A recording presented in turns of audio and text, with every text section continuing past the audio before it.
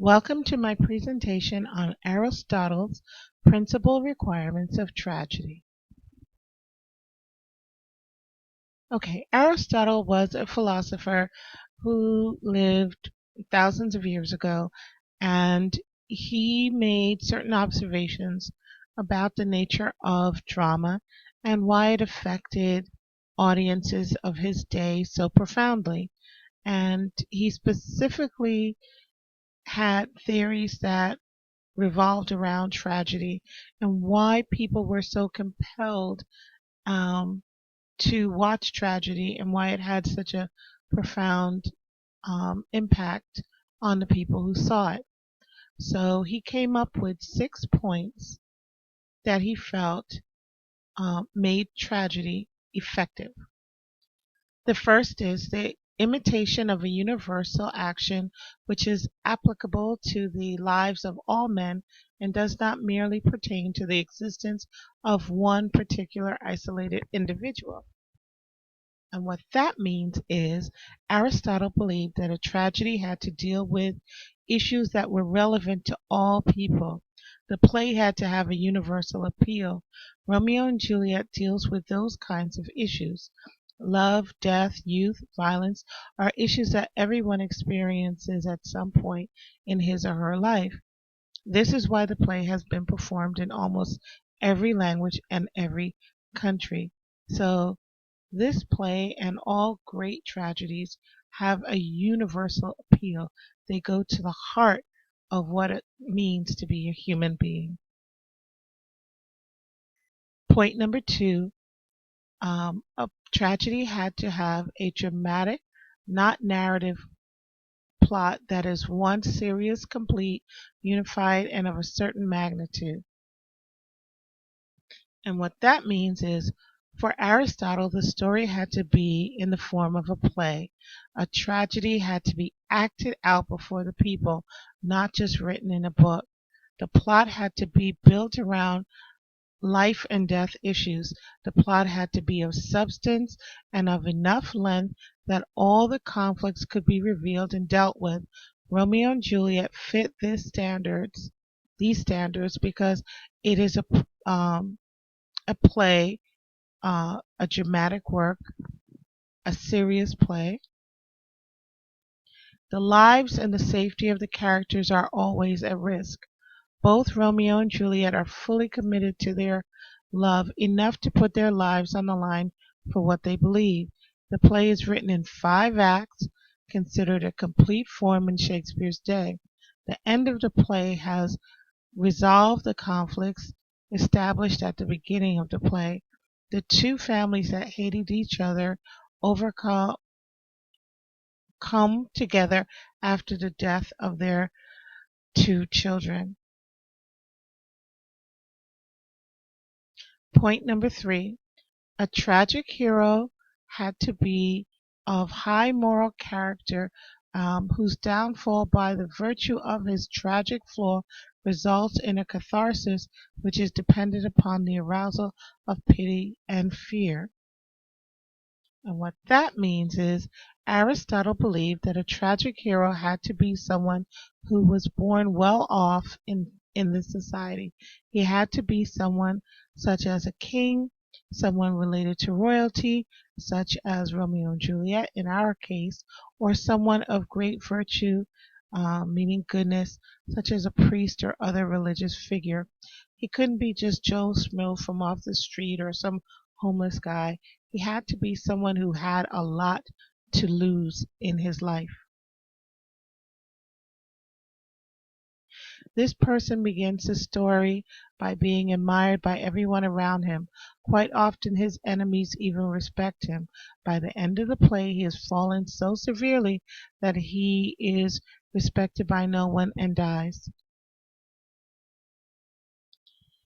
He has fallen from the top of the social ladder down to the very bottom. Romeo and Juliet were both considered virtuous young people. Romeo had the reputation of being non-violent, and Juliet was said to be very obedient to her parents.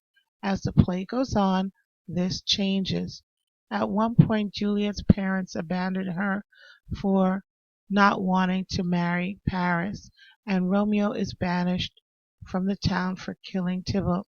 Especially when you think of Juliet, her mother wishes her dead.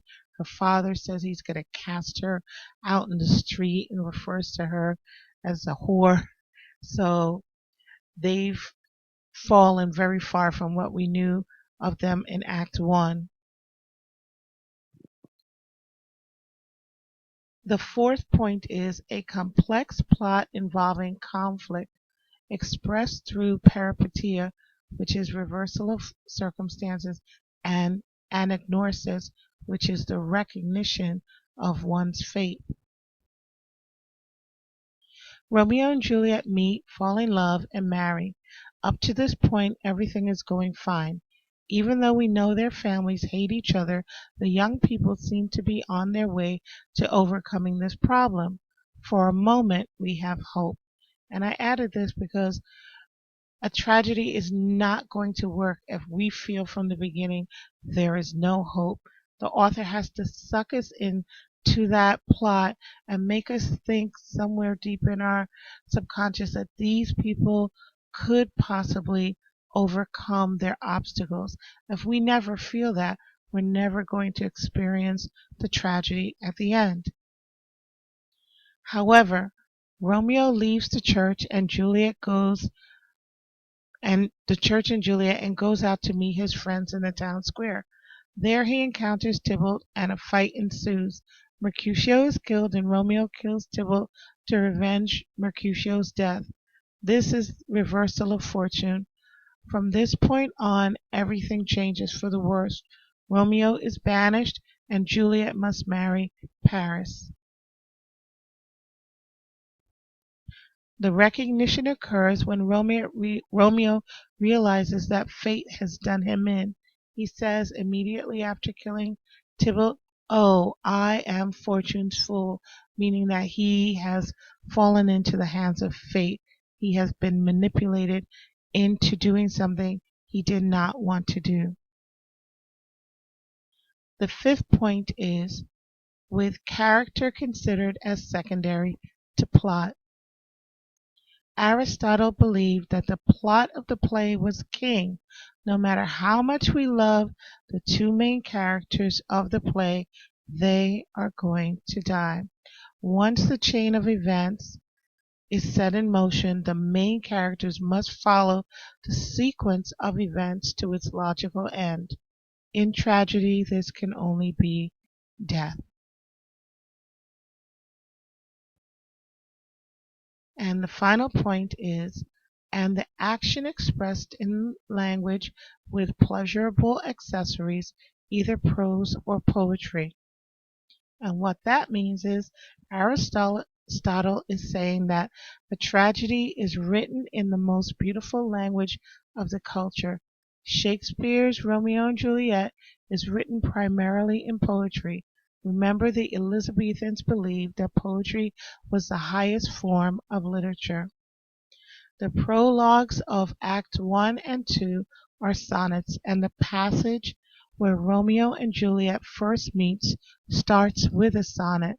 A sonnet was believed to be the most beautiful form of poetry. Throughout the play, Shakespeare uses figurative language such as metaphors, similes, imagery, and personification to create a beautifully written drama. This is why so many of the lines in the play are unforgettable. This is a picture of Aristotle. Okay, so I basically just went over the 6 points that Aristotle used to define what made a tragedy something that was compelling for audiences of his day. And writers for thousands of years used his outline when they created their dramas, and you can see it in Shakespeare's work. The other reason why I'm sharing this information with you is the next play that we will read is a modern tragedy where the author looks back at Aristotle but decides to redefine it and comes up with a great American tragedy for the 20th century that is a little bit different from what had gone before, and that is the great playwright Arthur Miller when we read Death of a Salesman. Okay, I'm trying to keep them short. Shout out to my subscribers, students. You will need this information soon, so please review it and see you soon. Bye bye.